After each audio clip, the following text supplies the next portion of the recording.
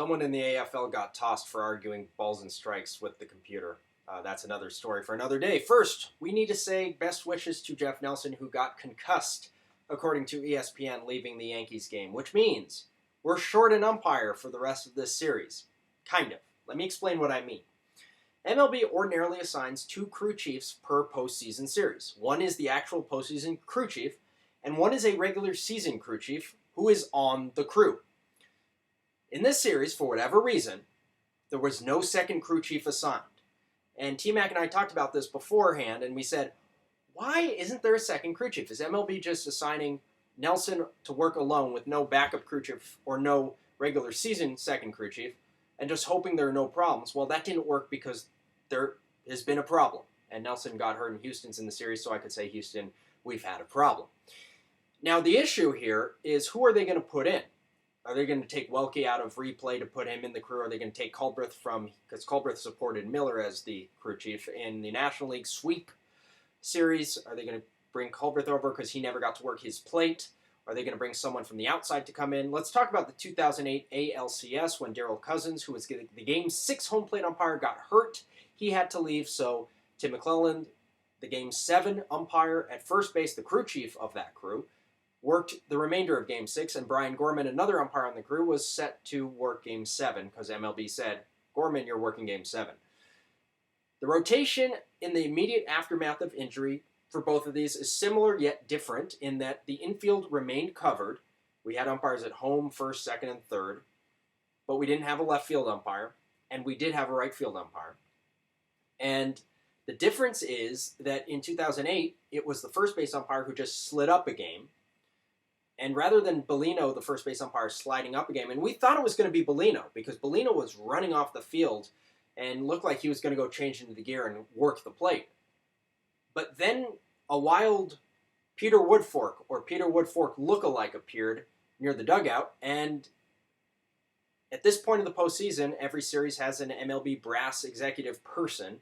I assume Torrey would be the NL person, and Peter Woodfork or his lookalike had the American League game.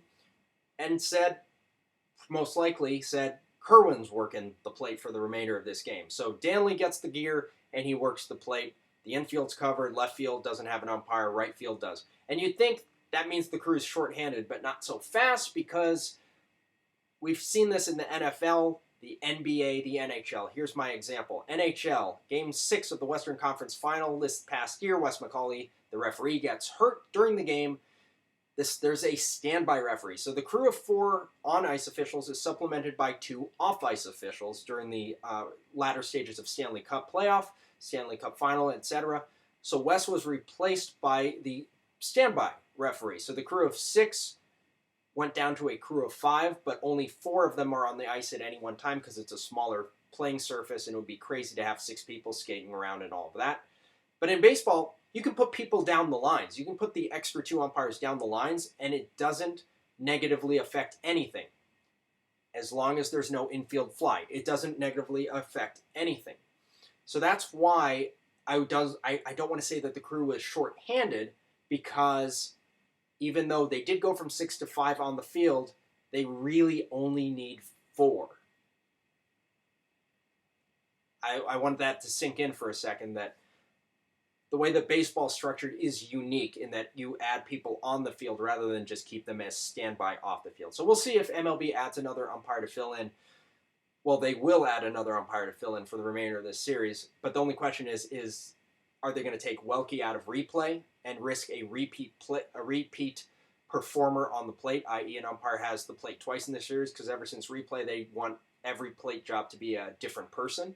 Or are they going to add a third-party umpire to this crew, whether it's Culbreth from the NLCS or whether it's an umpire who we haven't seen in the postseason yet whatsoever?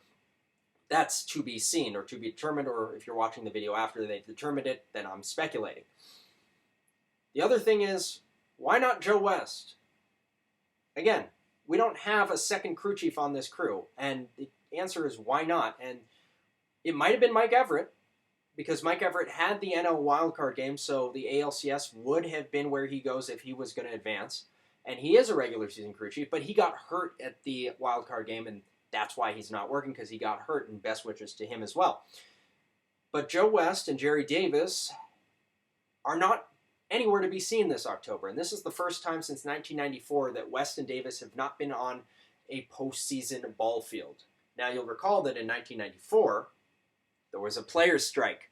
So we didn't have a postseason. So that's a 25-year snap. That's a long time to have that streak snap. So we'll see going forward how MLB fixes this, because the main thing is that we've seen crews have two crew chiefs in the postseason, a postseason crew chief and a backup crew chief, and this series, for whatever reason, one reason or another, MLB had a chance to fix this. Even if it was going to be Everett, they had a chance to put another crew chief on it, but they didn't, maybe hoping that nothing was going to happen. And, well, something happened, and now the chickens have come home to roost, the emperor has no clothes, and the other hyperbola is marinating in the pot that we're cooking, and we'll see what MLB does about it.